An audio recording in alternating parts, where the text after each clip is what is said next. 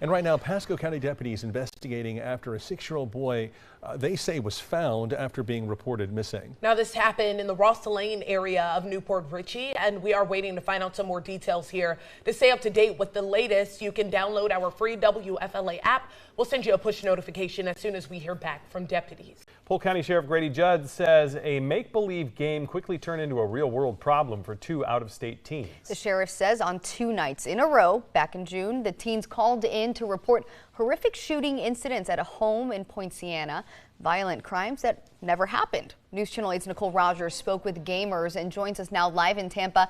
And Nicole, just how common are these swatting calls connected to video games? Josh Powell, I spoke to a few gamers who all laughed as soon as I said the word swatting. Apparently, it's more common than you'd think in the gaming world. But tonight, 8 on Your Side is learning a few tips that could help you stay safe online.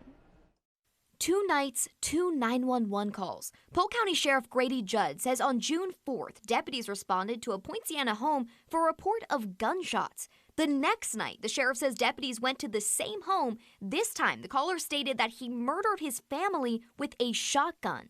There's this shooting next door. I've heard it before, but it's really bad, and my mother said to call.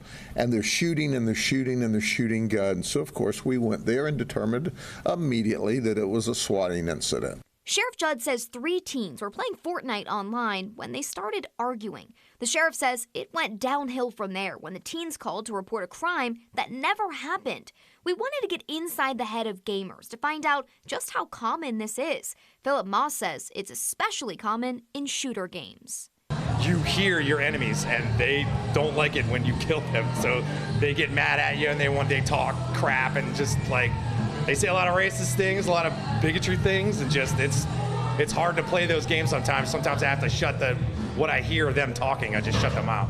But there are a few safety tips to keep in mind. Dre Stokes plays online games like Fortnite and says it's important to not mention your location, and if you're streaming, to not have anything visible that could give away your location, like a package in the background. But more than anything, Stokes says it's important to stay cool, calm, and collected. If someone's being toxic, kill them with kindness.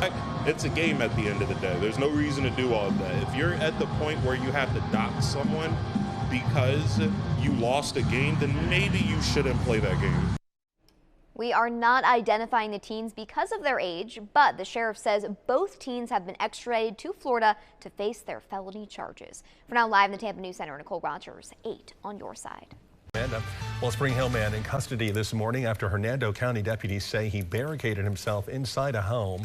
This was the scene earlier this morning on Cambridge Street. Information is limited right now. We have reached out to the sheriff's office to find out whether anyone was injured. We are learning more about police reforms coming to Bartow a week after a pastor and other church leaders went public with their concerns about a traffic stop. City leaders say actions are now being taken. Those actions include training, citizen oversight, and a $1 million budget item. News Channel 8's Polk County Bureau reporter Stacy DeSilva joins us now live from Bartow City Hall with an update. Hey, Stacy. Hey, Jen and Keith, when those community leaders gathered last week, the police chief gave them an apology and a promise to make changes. Now, a week later, a local activist tells me he's pleased with the progress being made here at City Hall so far. It is a sign that perhaps a different climate is trying to come in.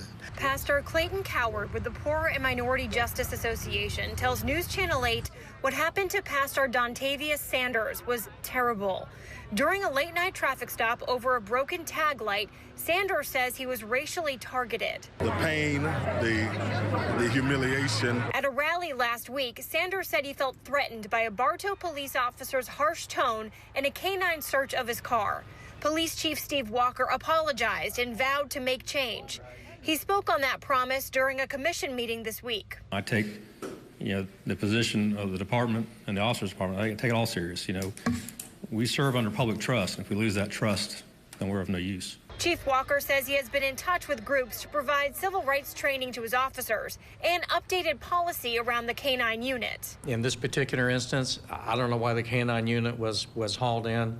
It didn't make sense to me. I'm not being critical of our team, but And so Chief Walker has gone back and he's tweaked that policy. City Manager Mike Herr, who is in support of body-worn and dash cameras, says the city will find the money for them with an approximate cost of $1.4 million. The body cams and the dash cameras.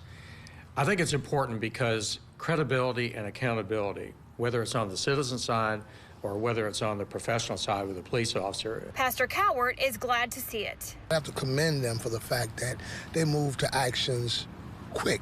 And you know, things don't go prolonged on and on when people take accountability.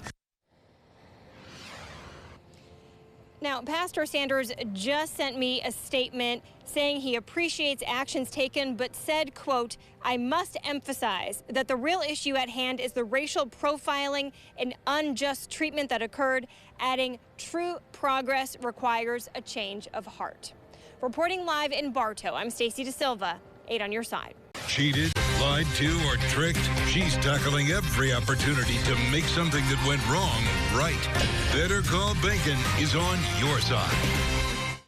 A Tampa man who spent his career busting criminals for the FBI is now spending his retirement doing pretty much the same thing, but in a different way. He's the head of the Hillsborough County Office for a group called Seniors versus Crime. 8 on your side consumer investigator Shannon Bankin joins us right now with the story. Jen, Josh, Seniors versus Crime was established in 1989 as a special project under the Florida Attorney General's office. It's made up mainly of volunteers. Many of them are seniors themselves with storied careers that help them help their peers. Stephen Firestone is the manager of the West Hillsborough County Office of Seniors versus Crime, an initiative under the Florida Attorney General's office. His office also covers Pinellas and part of Pasco County. I sat down with him to learn more about the 200 criminal cases he and his 4 volunteers handled last year. We'll take it on and then tie it up into a nice ribbon and then call them up when the Attorney General's office calls the sheriff or the police department and says, "We believe this is criminal," and hand it to them. 9 times out of 10, they will take it and take the ball and run from us.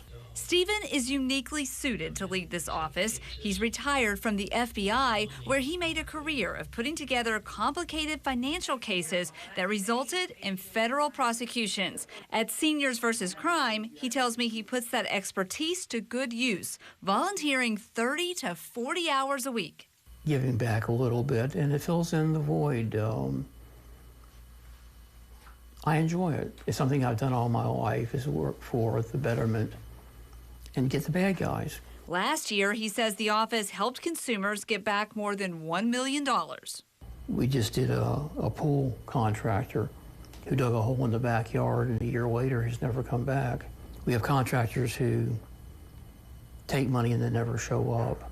So we just settled one for $185,000. In addition, he says they handle complaints such as a company overbilling for a service or a car dealer tacking on exorbitant fees. He tells me victims are over 65, although some cases have led to impacted consumers who are younger. He praises the volunteers who are seniors themselves. It's not easy to find people who are willing to work for nothing. Stephen says he plans to continue this work as long as he's able. People get satisfaction doing different things. I get satisfaction in doing this job, helping the elderly. Seniors versus Crime has dozens of offices throughout the state, and as I mentioned, Stephen's office is the West Hillsborough office, but they also handle all of Pinellas County and part of Pasco County as well. And I have the information you need to contact them in my story on WFLA.com. Well, and I look at Stephen and I can't help but think, there's a big body of research out there talking about longevity if you stay involved and you stay engaged, and he is absolutely living proof of that, doing this. And I liked his little soundbite there of it's hard to find people willing to do hard work for nothing. The volunteering component is clutch here. Yes, no doubt after speaking with him that it's not nothing to him. He gets a lot out of this. He tells me that every day he goes home and he feels like he's done something to give back. And I am actually on the board of directors for the State of Initiative, so I have seen up front and close what they do and how hard they work. And so I wanted to give them some recognition for that, and then also let people know that they're a resource that you can reach out. Seniors helping seniors. Absolutely. It's such a valuable resource. Thank you for telling us us about the story. Appreciate it, Shannon. If you have a problem that needs solving, better call Bankin. The number is 1-855-BANKIN, or you can reach her on Facebook at WFLA Shannon.